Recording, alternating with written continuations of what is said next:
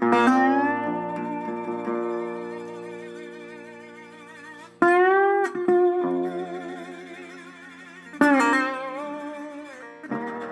everybody, my name is Mark Johnson. I'm the co-founder of Playing for Change.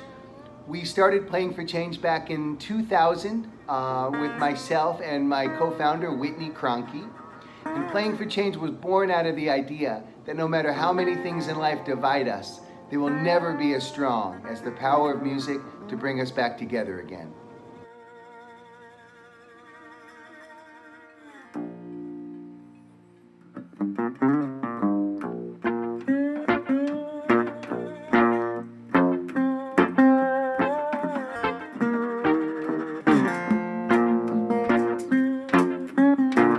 The original idea began when I was a recording engineer back in the year 2000 in New York City. I was on my way to work one day in a subway station and I saw two monks painted all in white from head to toe, wearing robes. One of them was playing a guitar, the other was singing, and I don't know the language. I imagine most people didn't know the language. But on this day in a New York City subway station, I walk down the platform and everybody stops.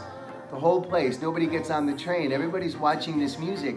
And I look around and I see a homeless man next to a businessman and a little girl next to an elderly woman. And everybody's so connected to this music. But during that experience, I learned two valuable lessons. First, the greatest music I'd heard in my life was on the way to the studio and not in the studio. That reminded me great music, great art, they're just moments in time. They exist everywhere. But when they exist, when they happen, they have the ability to transcend all the things that divide us. The things that make us different, they disappear when the music plays.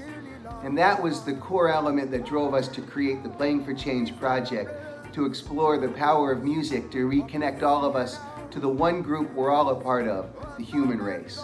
Playing for Change is about humanity and using music to inspire and connect the world. One heart, one song at a time.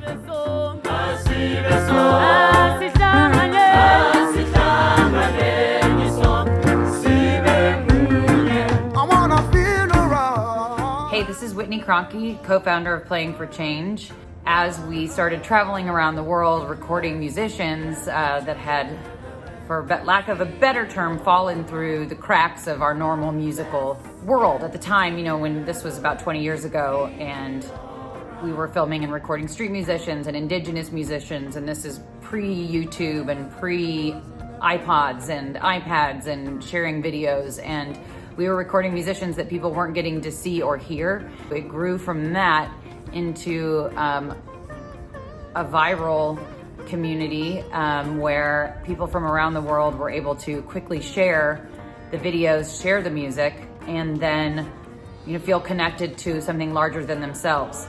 And then it evolved past that to the Playing for Change Foundation, which has 15 music and art schools around the world.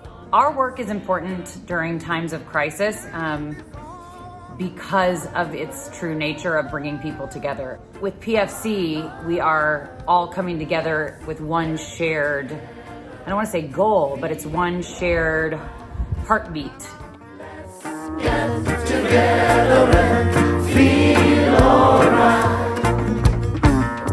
Let's join together, fight this holy Armageddon. When the man comes, there will be no doom.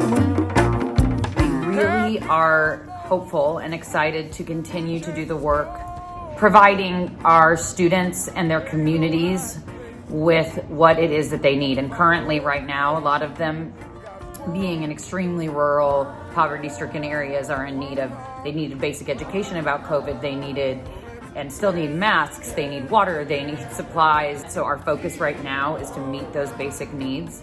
And then we want to obviously continue to, as we are able, open the schools and hopefully, you know, give these people around the world an opportunity to express themselves and to continue to pursue their love of music, because it elevates us all when people are following their passions.